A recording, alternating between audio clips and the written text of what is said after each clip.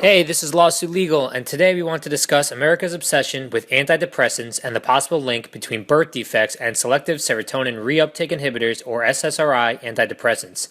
A study was released that reported adverse condition risks for persistent pulmonary hypertension of the newborn, or PPHN, as well as heart and lung conditions in newborn babies. However, a recent FDA advisory warns that this study was based on research that has been made inconclusive. So why is this important? While the FDA is stating that research is now inconclusive, there are still large numbers of SSRI-related birth defect allegations throughout the U.S. The type of problems being attributed to SSRIs range from heart defects, cranial malformations, spina bifida, and other conditions. Because of the large case numbers, birth defect lawyers across the nation are investigating injury claims from families whose babies were exposed to SSRI medications in utero and suffered complications. Let's start off with some research on antidepressant use in the U.S.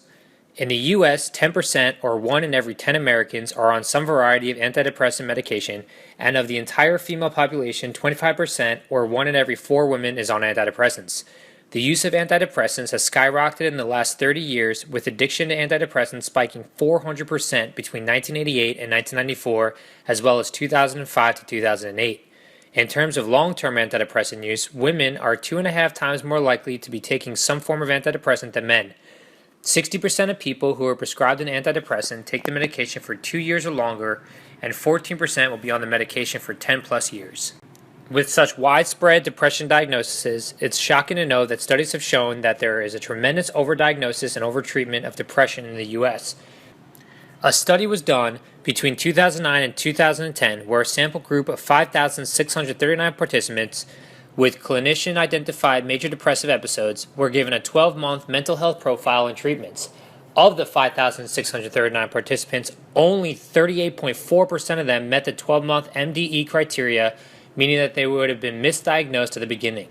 Older adults were less likely than younger adults to meet the criteria, as only 14.3% of the 65-year-old and older participants met the MDE criteria, whereas the participants who had a higher education and those with poor overall health were more likely to meet the criteria. The conclusion of the study was that there was a grave misdiagnosis and treatment of depression, along with other mental disorders, and also suggested that there should be an improvement in targeting and diagnosing these types of mental disorders. Now that we have discussed the widespread diagnosis and possible overuse of antidepressants in the U.S., let's discuss some data regarding women on antidepressants during pregnancy.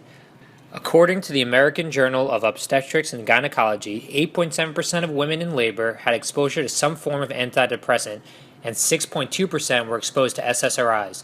The amount of women exposed to antidepressants during pregnancies is on a steady rise, from 5.7% to almost 14% between the years 1999 and 2003.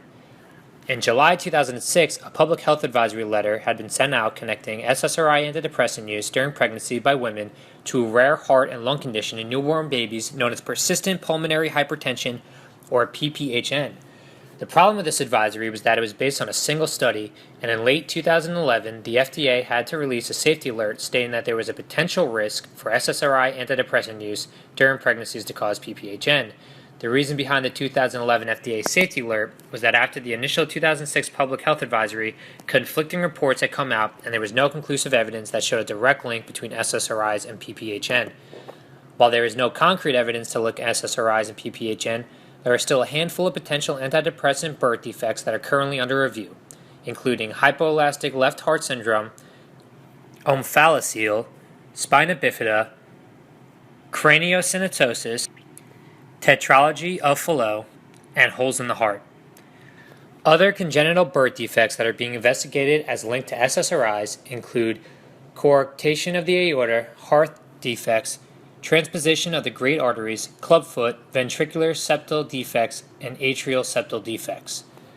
There are a large variety of SSRI medications that are on the market, and a partial list of some of the medications under investigation include Aeropax, Celexa, Cipramil, Effexor, Emocil, Feverin, Fontex, Lexapro, Luvox, Opitar, Paxil, Prozac, Ceprum, Ceromex, Seronil, Seroxax, Wellbutrin, and Zoloft. Please excuse any mispronunciations of those medications. According to a study published in the BMJ, infants born to women who had been treated with paroxetine or fluoxetine early in their pregnancy had 2 to 3.5 times the occurrence of a birth defect.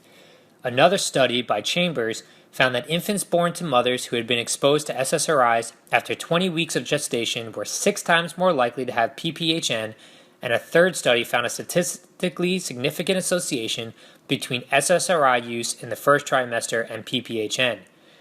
There are also long-term developmental effects that may be linked to SSRI use during pregnancy as well. Harvard researchers were able to link prenatal SSRI exposure to doubling the risk of ADHD in children. A Norwegian study of 51,000 babies associated SSRI use during pregnancy with lower language competence, and antidepressant use was also found to cause an increase in premature births. When it comes to tinkering with serotonin, maternal fetal medicine specialist Dr. Adam Urodo explained in the New York Times that serotonin is a critical neurotransmitter and cell signaling molecule, and that from the brain it signals the neurons where to go, what to do, and how to develop, implying later that serotonin is a crucial part of pregnancy, and I quote, "What it does during development is basically everything." Medicines are tested rigorously before being put onto the market. However, the biggest problem is that pregnant women are rarely included in these studies and tests. Because of this, there is very little scientific data to show the side effects of these medicines on pregnant women and their children. Less than 10% of medications approved by the FDA since 1980 have enough information to determine their risk for birth defects. If you took SSRIs and your child was diagnosed with a birth defect or suffered an adverse health problem you believe is related to antidepressant use during pregnancy, you should contact a lawyer specializing in SSRI cases to discuss any legal options that you may have.